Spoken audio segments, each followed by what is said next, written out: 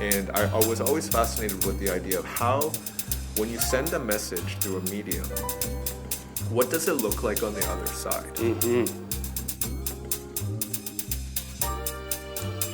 My professional learning network is incredibly important to my learning. The people that I include in my day-to-day, the actual people that I try and make contact with, as well as some of the individuals that I follow digitally, like on Instagram or Pinterest or Twitter, they're essential to me finding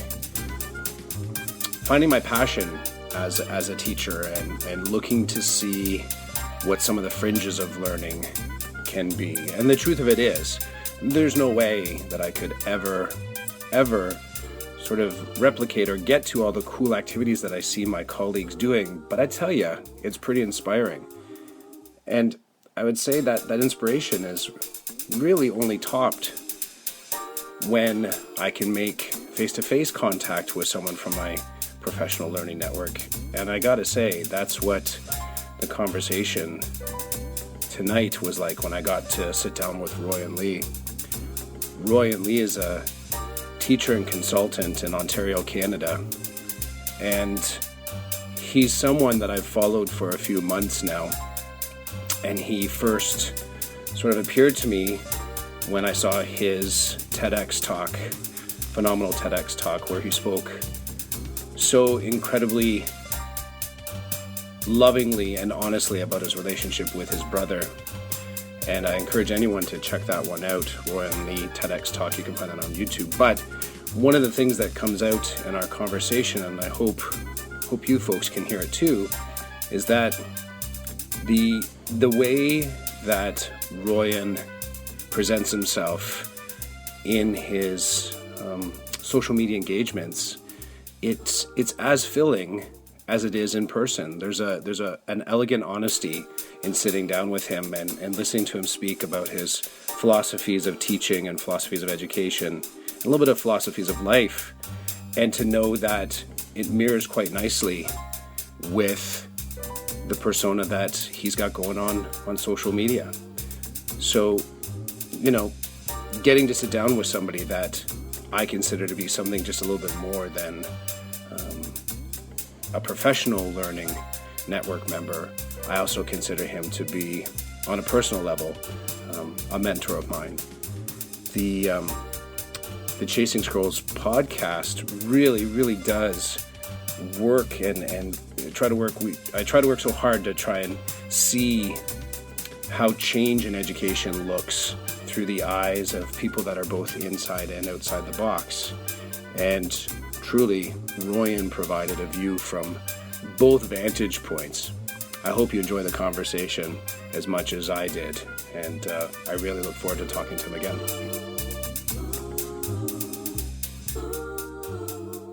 All right. Hi, Royan. How are you? Hey, I gotta say, I'm mind blown that you would take the time to come on the podcast. I want to say right off the top, it's sort of there is a bit of a fanboy in me, just that there are individuals that are a part of that formal PLN that we all have, and there's definitely bright spots in my PLN that are not. I wouldn't say it's just about the professional learning. Actually, I couldn't say it's about the professional learning. It's about something on the other end of that digital signal that I feel like there's something more. Like I think you said earlier something just about that connection, or we have some sort of like philosophically similar, like there's some ties that bind there. And I really had the sense, in sort of following you on Twitter and reading some of your blog posts, that the digital version is very close to the real version. And I appreciate that. I fully appreciate that, because I think that trying to sort of make that authentic connection with your digital footprint is challenging. Well, I'm sure my wife would disagree with you in terms of it's being in alignment, but yeah, thanks. I really appreciate that. I try my best to make that happen, even though as time goes on, it's increasingly more challenging to do so. I find, yeah, but yeah, it's great to hear that you interpreted it that way because you know I do my best to try and convey that. Yeah, you. It seems effortless. I know it's not because I'm in that same frame. You know, that sort of what could have been an easy post at some point, or what could have been an easy sort of just a tweet. Yeah. It becomes now there's value there. Well, you know, I actually often think about that, the idea of how much effort you put into it, and whether or not, like when I do it, whether it's effortless or not, because I meet a lot of people who have a certain level of like anxiety over that process, right? And so, and I think that, you know, obviously there's personality and everyone's different, you know, so that comes into play. But I also think that when you come into a social media space matters as well. So, for example, with something like Twitter, I think that if you enter at in this day and age, right, currently, it's a different time because you're entering a room that is already a big ballroom and a big party, whereas in the past it was a bit more like somebody's basement. And so, obviously, you know, if you use that analogy, if you're just entering a room full of friends, it's a little bit different than when you're entering a room full of like your mom, your dad, your grandparents, your employer, your colleagues, and everybody else. So you almost have to think in a different way. But at the same time, I think part of the reason why I'm glad you discovered that it does come across effortless. But I think in reflecting on my life, I think one of the reasons for that is because I've always been fascinated with media from since I can remember thinking, and I was always fascinated with the idea of how, when you send a message through a medium, what does it look like on the other side? And I think what I've noticed is that ability to transpose yourself or go on the other side of the reflection line is not doesn't necessarily come naturally to everyone. But in my life reflecting on it, I remember constantly practicing this even from a very young age. So I was always fascinated with technology or media, even though I wasn't really that immersed in it. Like I had to find this stuff. Yeah. I didn't really grow up in a family where we had like early adopters. Yeah. You know, like I just had the basic stuff. But I every time there was something that had the ability to create anything, whether it was a Walkman that had a record button, or or even, you know, like a piece of paper that you could photocopy, whatever it was. I was always fascinated with the idea of how do you get that message out, and then what does it look like on the other side. So when social media came along, it's not surprising that I really took to it. Yeah. You that it may have been something. So I'll go back. Actually, I'll go in a different direction altogether. In working with my colleague right now, we talk a lot about as you said, sort of the intentionality of being responsible for the viewer. And I said to her, it's very important to me. She was looking at the number of my follow versus followers. And she's been on Twitter a lot shorter than me. And she has almost as many, her numbers are, how does it work out? I asked her about the number of people she's following. Yeah. And I said, what are the relationships like that you have with those people? And it was a bit of a groundbreaking moment to sort of consider it that way. But I really do watch that. Like I feel like I'm nurturing my PLN by making sure that the things that I have in there are intentional. And it's not intentional to a cold end. It's intentional as in, like this, can I reach across Yes. and have a conversation with Royan? Can I make it into his space? Can I meet him? Can I pass him somehow and sort of have that kind of like that gracious head nod, like it's good to see you again? And I think to myself, that is something that's so important about the use of social media. And I find it's kind of a new headspace for me, because I think there was a time where, like you said, it was a party that I wanted to go to. I wanted to be there. You mentioned at some point, it was either in a post, it was someplace we were talking about dualism, and that idea that you're creating real things kind of in the digital and the actual world. Yeah. If you're sort of kind of selling it to an educator that that's possible, because I think there's some real anxiety about dipping your toe into, like even using Twitter, using Instagram, using some people using Snapchat, like using these social media tools. How would you, and it's not promote, but how would you speak positively of that, of someone that maybe, I don't know, really, Twitter? What am I going to learn from Twitter?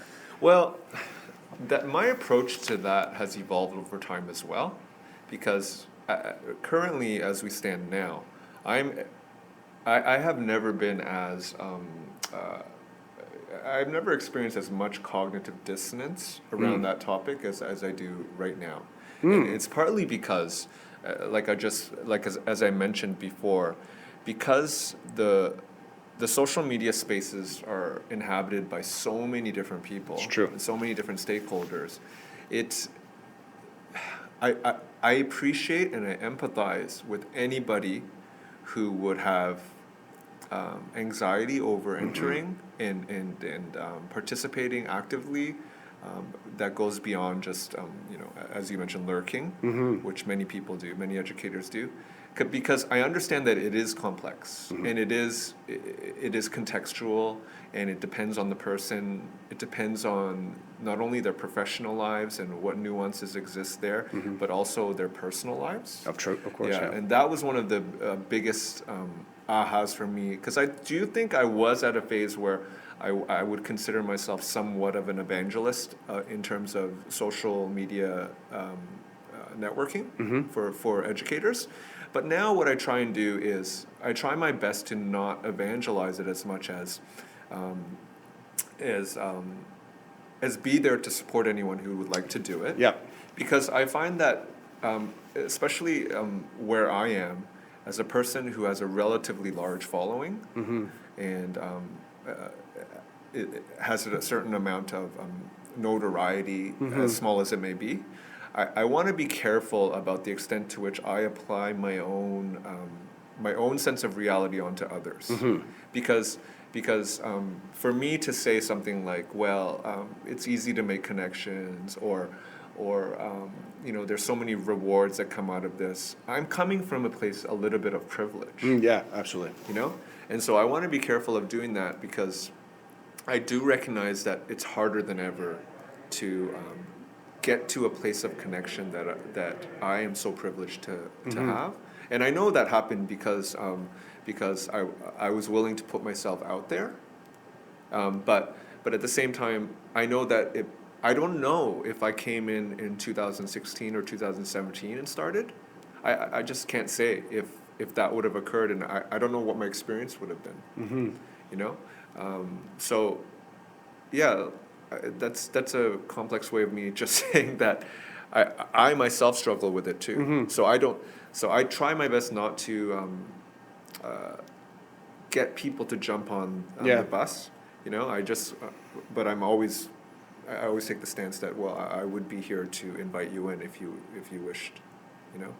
So yeah, I think it's a struggle, and I think Twitter in particular is going through some hard times in general, not just in the education sphere. Yes. Right? And in terms of the things we're learning much more about with echo chambers and abuse too. Especially since I started learning a lot more about prominent female voices in particular, and how they can tend to get disproportionate amount of abuse on Twitter that I have barely experienced, and I wonder sometimes if that's partly because of my privilege as a guy, just a lot of things I've been questioning lately, but at the same time appreciating the community that I have there. So I think that's one of the I think it's one of the aspects of living in modern times and being a critical thinker and being somebody who is socially conscious and self-aware. It invariably means that you have to deal with constant gray. So yeah, that's where I'm at with that. You make me think about my, let's say, with air quotes, following as an extension of my classroom. And you've made me sort of think on what responsibility would I feel Yeah. that I feel I have for the students in my class. Totally. And I think where you just went with that was a bit of a that's kind of my thing with using social media as a learning tool. I mean, if we're consuming and watching some funny YouTube video, okay, it's sort of like a one-way path, some laughs. But where I think that I want to have more of a connection, I want reciprocity, I want something to grow, I want to have some critical conversation. I think that's what it is. It's that, they bring it to us, that fiduciary kind of responsibility for care and concern and responsibility and connectedness. I think that's the thing. And I think that is probably also maybe part of someone's anxiety about stepping into that. Yeah.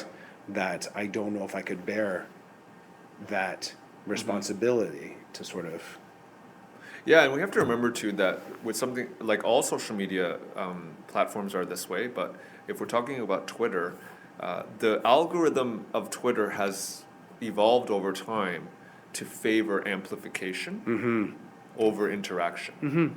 And obviously, this is not a given fact. It's partly my opinion, but I think the evidence would suggest that when you see the little alterations that have happened over time, and that's partly, I mean, let's face it, that's partly because you have to find a way to monetize these platforms, and Twitter is renowned for struggling with that, right? And whereas Instagram, Facebook are experts at that. Yep. And so I think we're constantly in this beta formation with Twitter, which is kind of cool in a way, right? It's kind of cool that it's so widely used and apparently is not making any money. There's something very appealing about that, right? Yeah. But at the same time, you do have to wonder sometimes about where the tool is headed because of the fact that RTs, imagery, links are being highlighted much more than interaction. So my guess is it will either evolve continuously or just as we do with MySpace, as we did with other tools, we'll probably say in a few years, well, remember when we were on Twitter and now we're on this. So it's going to be interesting to see how the community evolves too. In that way. Will it splinter off again, or will it continue to grow? I was wondering from pressure within too, how much real sort of clutch does the user base have on the ability to affect change from within Twitter? What are the pressure points that get it to sort of zig instead of zag? Yeah. And I think about that as well. And the sort of strange metadata that comes out of looking at impressions, because this stuff that. What does that really tell you? Yeah, I've actually had to look that up a few times just to wrap my head around it, and the neat infographics about overlapping impressions and the number of times that someone has kind of experienced your tweet. A bot could probably do that too. Yeah.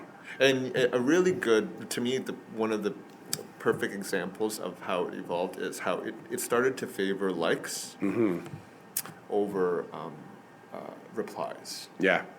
So there's really nothing in the gamification of Twitter that really leads you to believe that receiving replies is great, and yet there's tons of metrics and visualizations that suggest that RTs and likes are what help you gain steam. Yeah.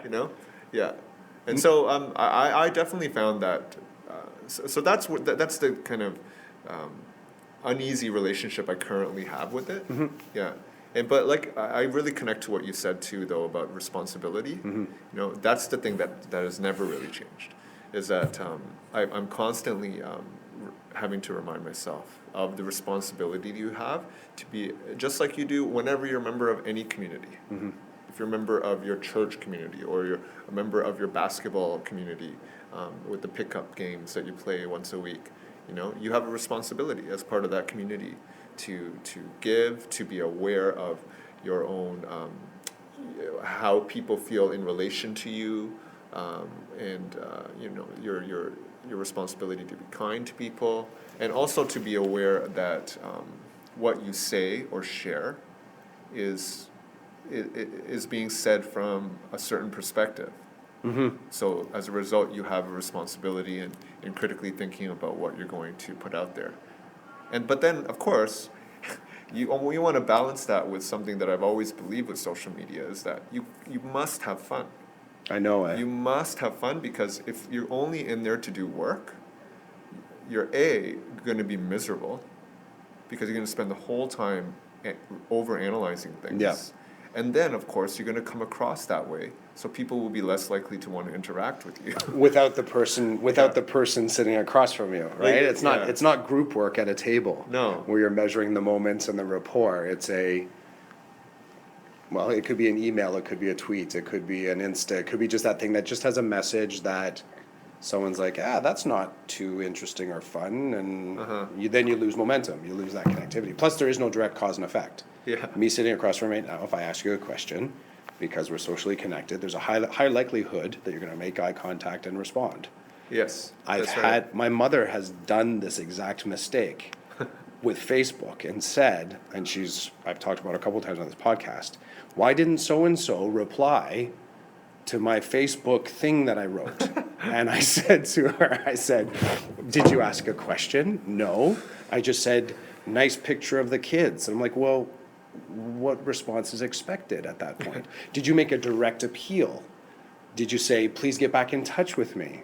I can remember way back in the day, was it MSN chat? Yeah. MSN, there was a really hot one Messenger? for a while. Yeah. Messenger.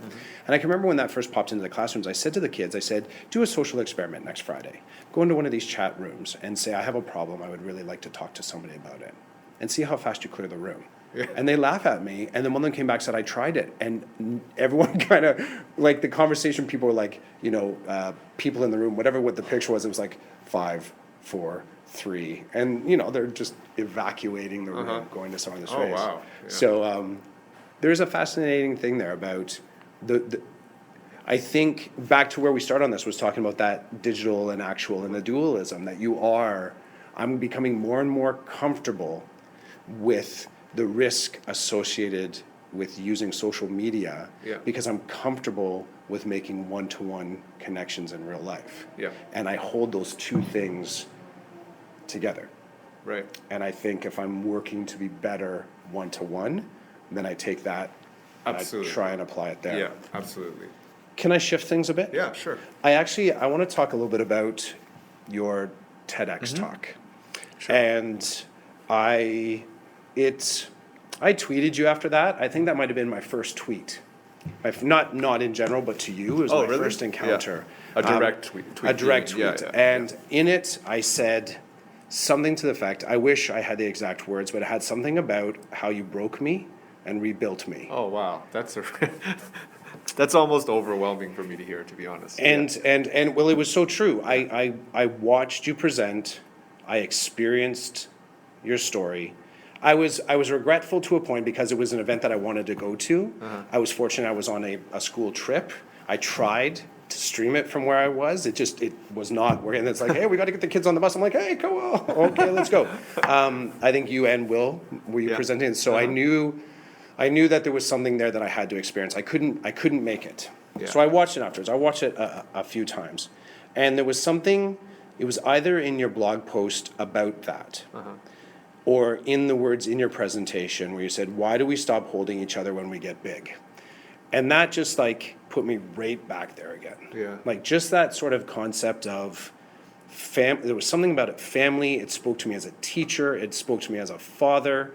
And I wondered, I would love to hear more about your process getting there, but I think I'm curious about what happened after that. So after your TED Talk, Yeah. did anything happen? Was there any sort of anything you noticed after that? Were there any conversations that came to you? Because it was profound from a viewer point of view. Yeah. It would have been exponentially more profound to be in the room. And I wondered what those few moments after you finished your speech, Yeah, the next couple of days. I think it was like a slow brew. Like it wasn't like a sudden barrage of responses. It was more like really gradual over time and very, very slow and just one person here and there. You know, it would be something like I'd be making myself a French press coffee at lunchtime at work, and then a colleague that I don't talk to very often, that we don't work with very often, I only see like 2 ships passing in the night.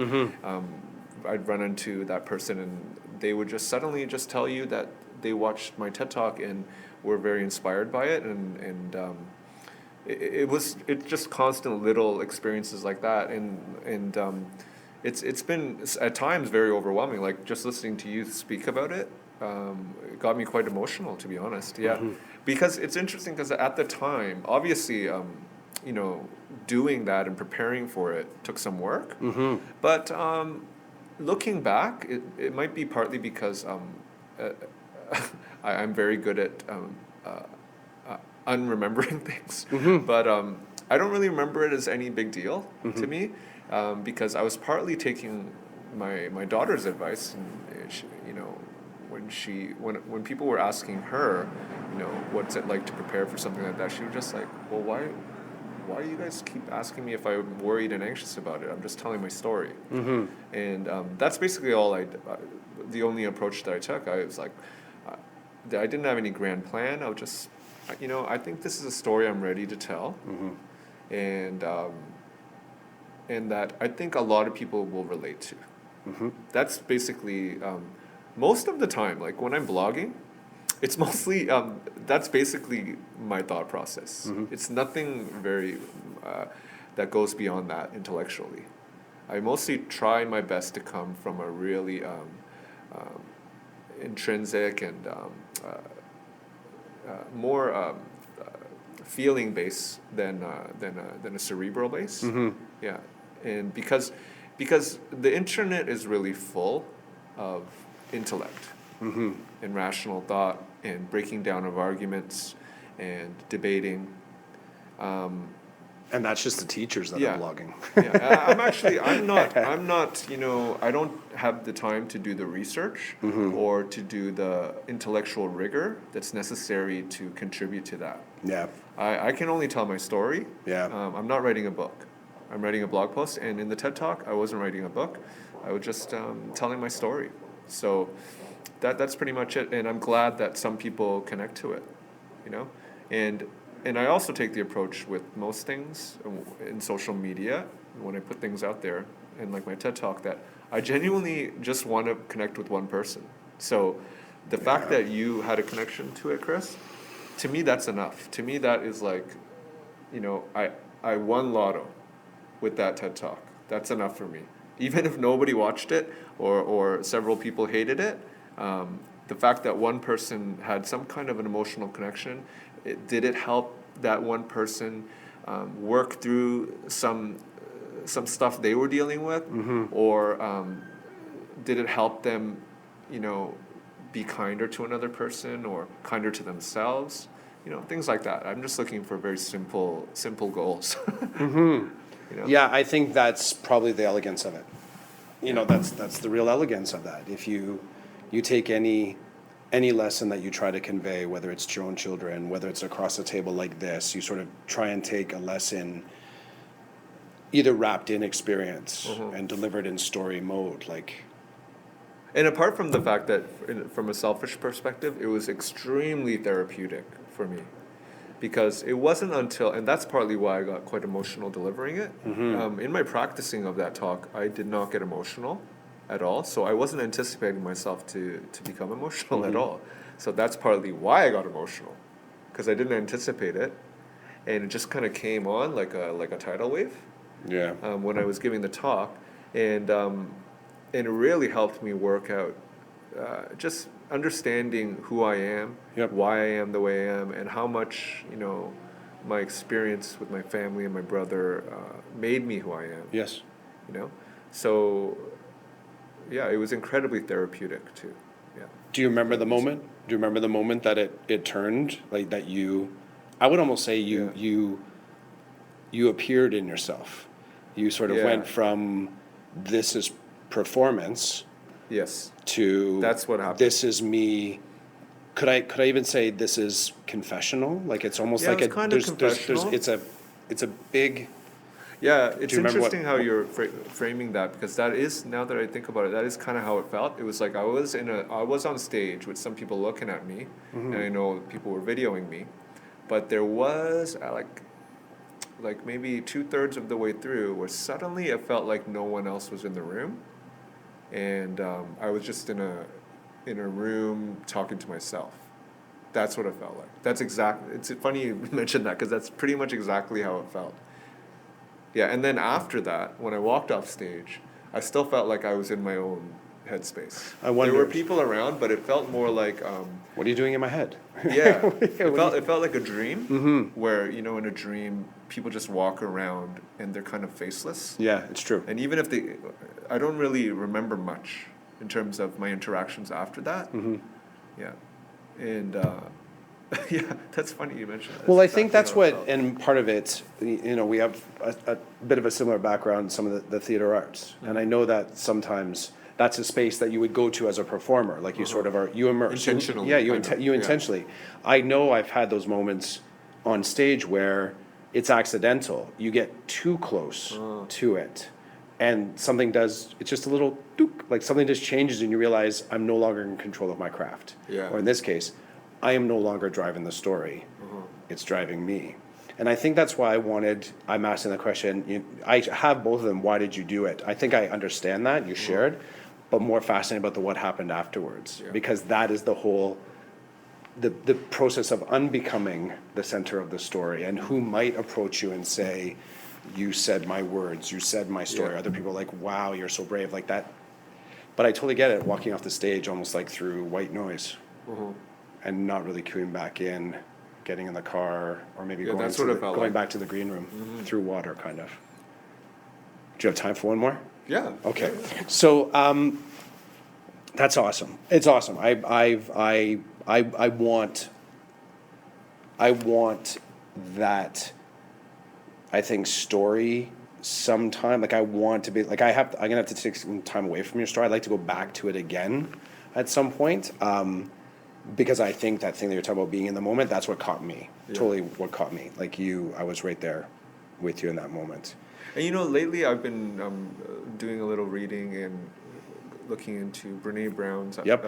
concepts on vulnerability. And at the time, I wasn't as fluent in her ideas yet, but that's kind of unconsciously what I was trying to convey too. Well, maybe consciously.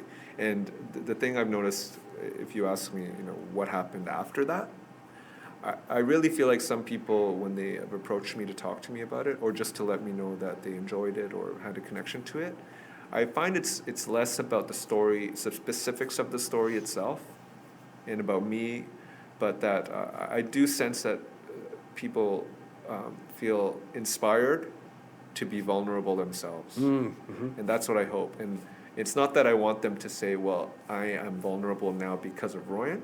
I just hope, like, in that karmic sense, Yes. that and kind of like Brene Brown talks about, where, if you want to help other people, just help yourself, because you will create a sort of like a energy Yep.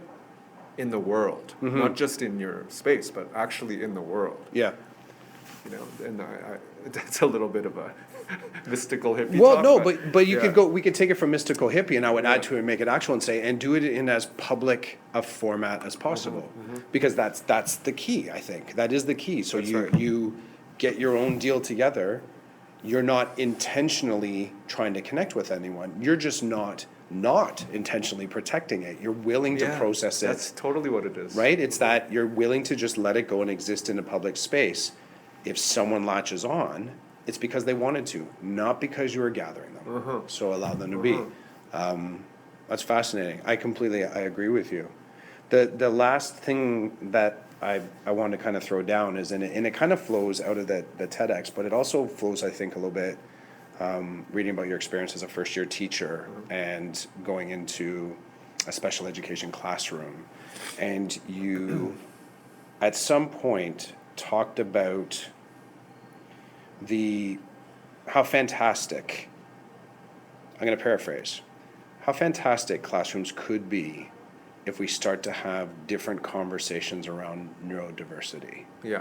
And I can remember having one conversation with a colleague last year, and I said, well, what if we looked at ADHD as a learning style, or, it's your method?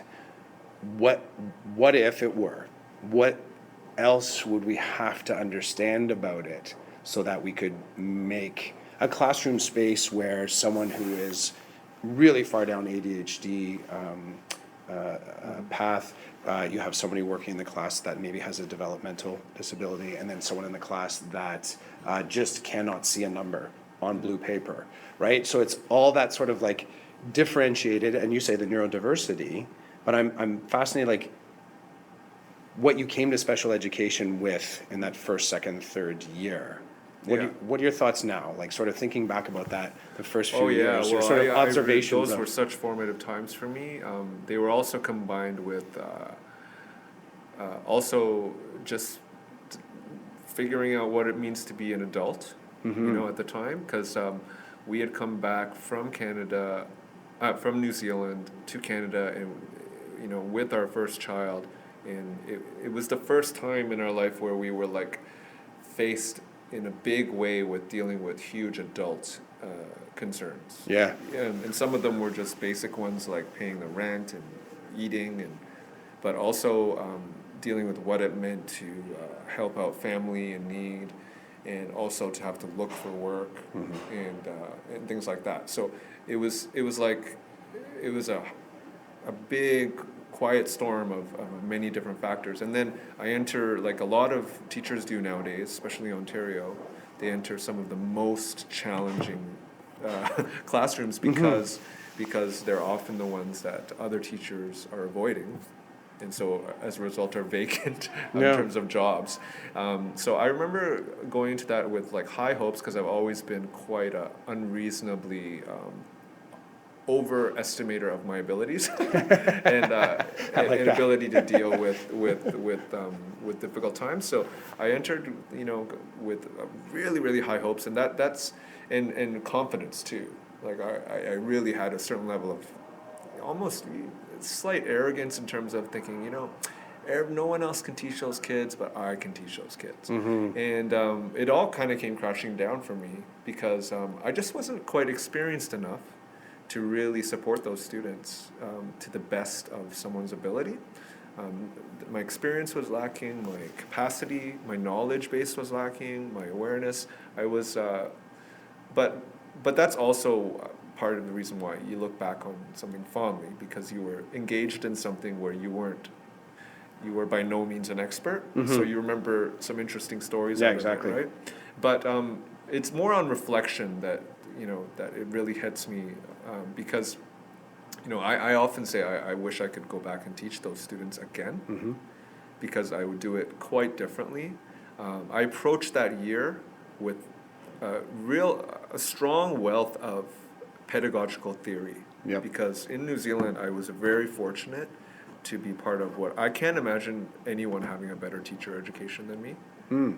I did 4 years of theory and practice in New Zealand, in probably one of the most progressive teacher educations you could possibly get, that included a lot of work around critical consciousness and equity and and social justice. Wow. So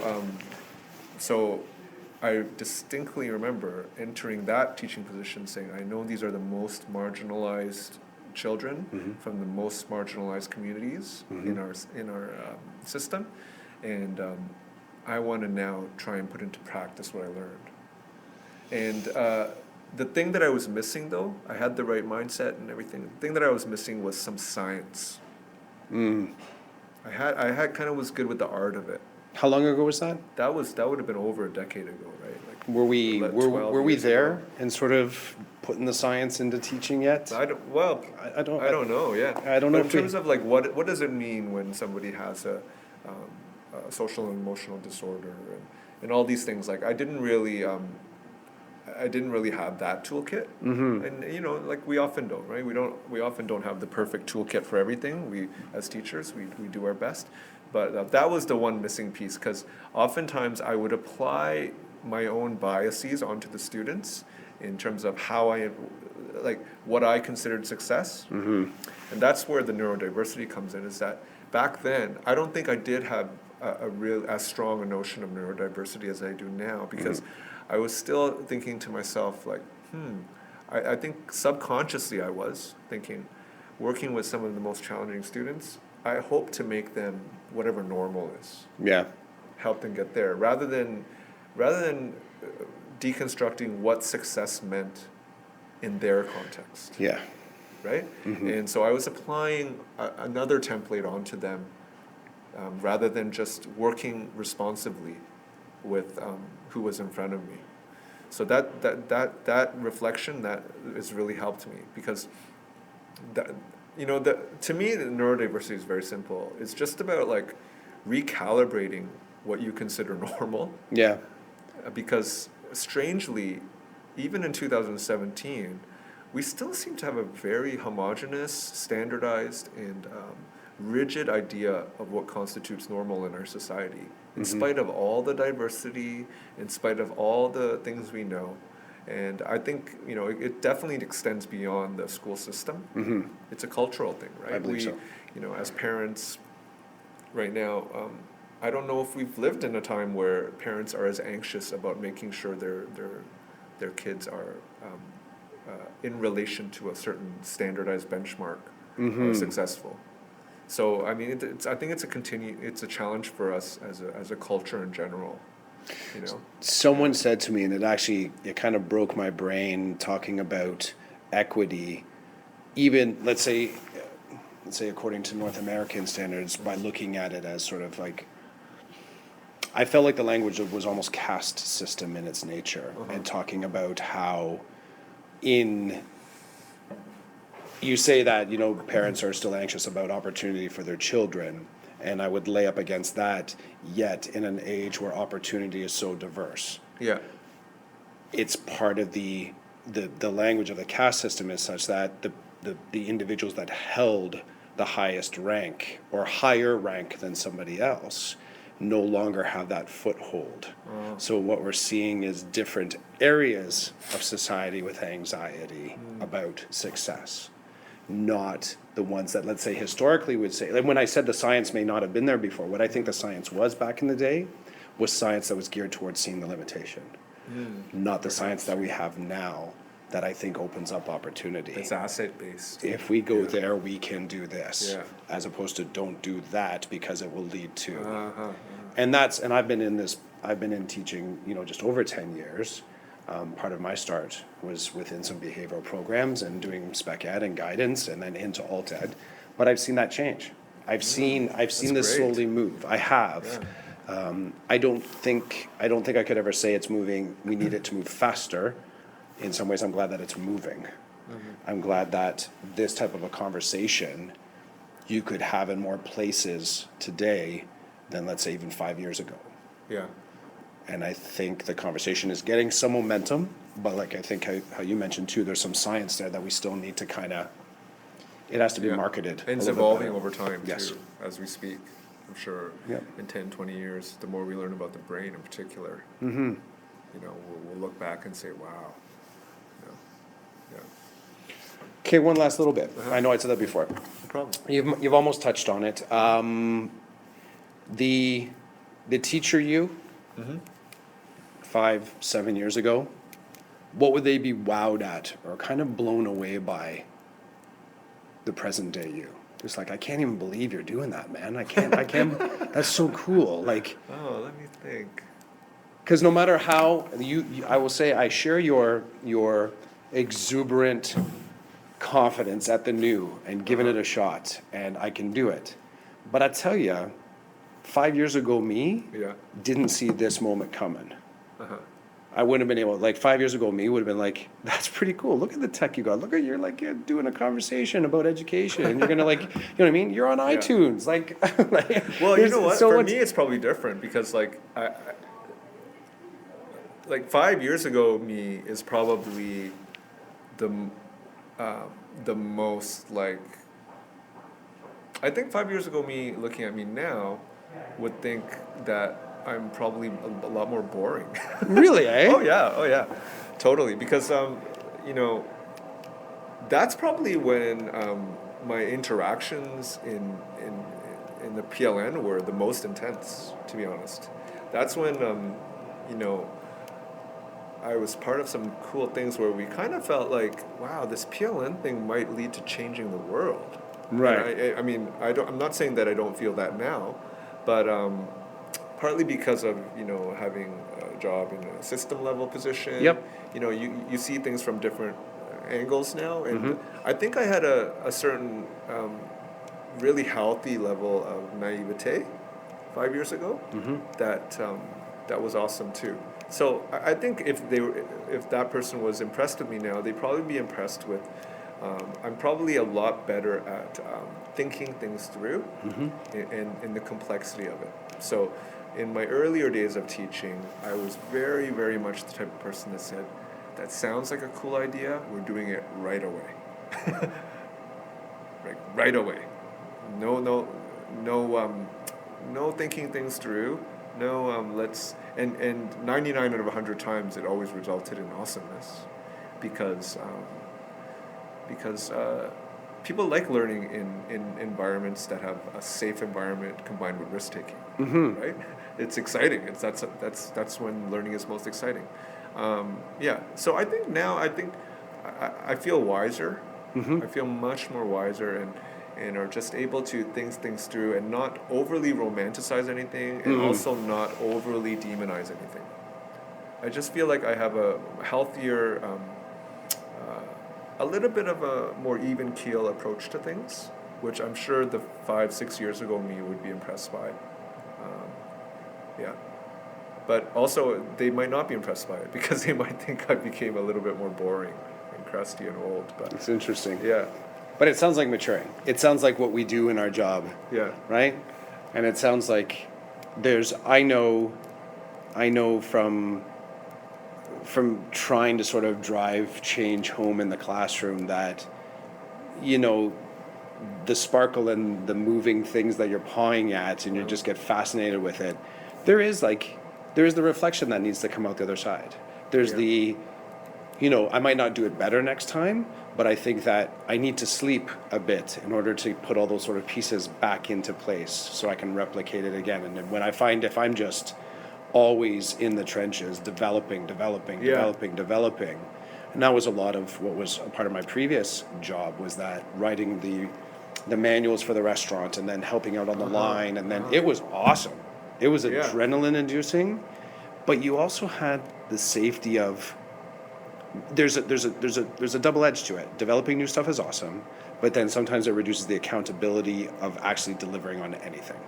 So I felt like at some point I was doing it was a lot of work, but someone might say not the right work. I feel I like totally relate. yeah, I feel like I'm Yeah. getting closer. I don't know if I'll ever land there, but I feel like I'm getting closer to the right work. Yes. Like somehow I'm in the right province now or something, or some right city. I don't know. And like I've really learned that it's not so much about getting to a particular destination.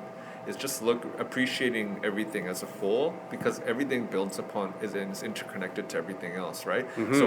So for instance, I'm not so much impressed with myself where I currently am as I just described. I just have an awareness that my experiences 5 years ago, 10 years ago, Yes. inform who I am. I now, know. Yep. Right? And helped build me into who I am. And I really hope that in 5 years and 10 years that I will look back and say the same thing. Because the thing that I've noticed and I really admire the most in individuals in any realm, regardless of whether it's an industry or just in a personal life, is I really admire people who have longevity Yeah. and diversity in what they did. You know, like just as a simple example, like if I have a band or a musical artist that I follow and I love, I love watching those people who didn't. I'm not so impressed with the Kurt Cobains of the world, even though I admire him. I'm a lot more impressed with people that you look back on their whole body of work and say, look at the different spheres that they tried to interact with Yes. and influence. Yeah. That that show a certain kind of evolution. Like a Beck.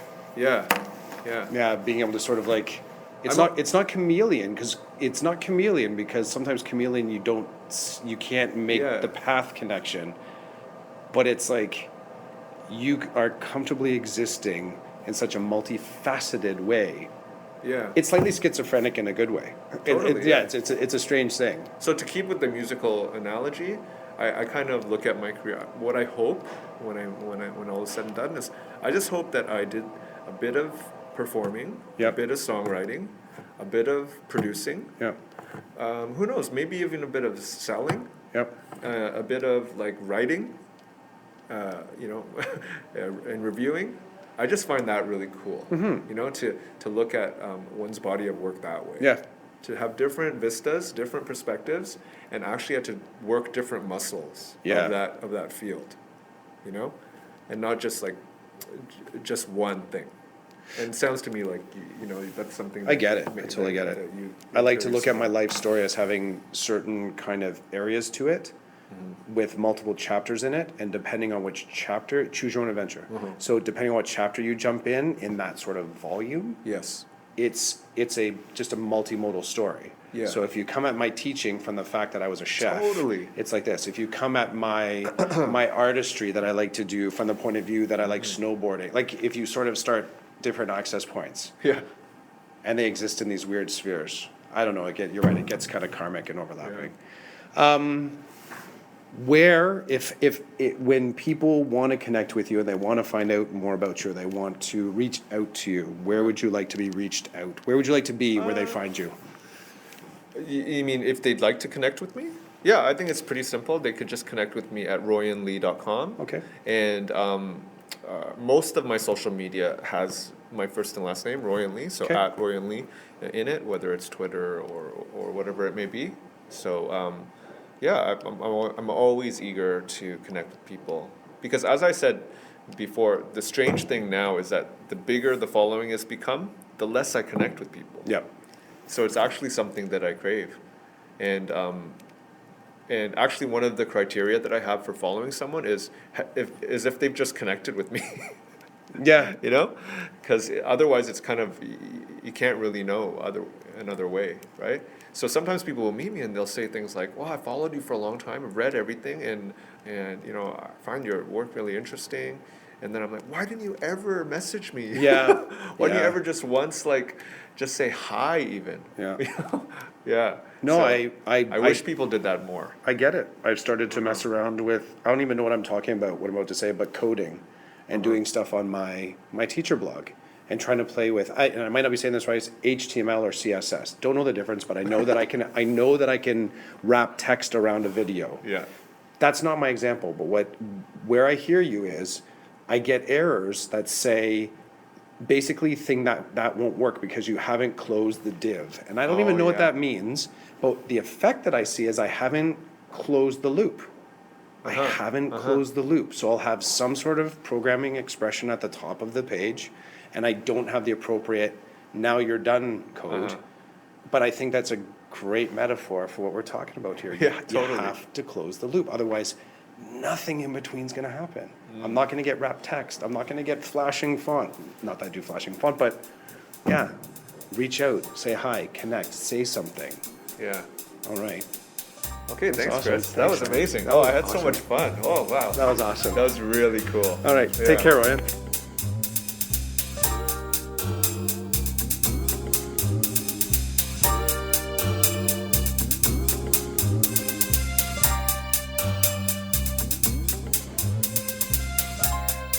If you enjoyed what you heard on this podcast, please go to iTunes and subscribe to Chasing Squirrels. You can follow me, Chris Clough, at Chris J. Clough on Twitter. You can also find me on my blog, and that is Go Beyond Binders, and you can find that on Blogger. Please leave comments. Please connect. Please reach out. I'd love to talk to you if you want to be on my podcast. Hope you have a great evening. Take care.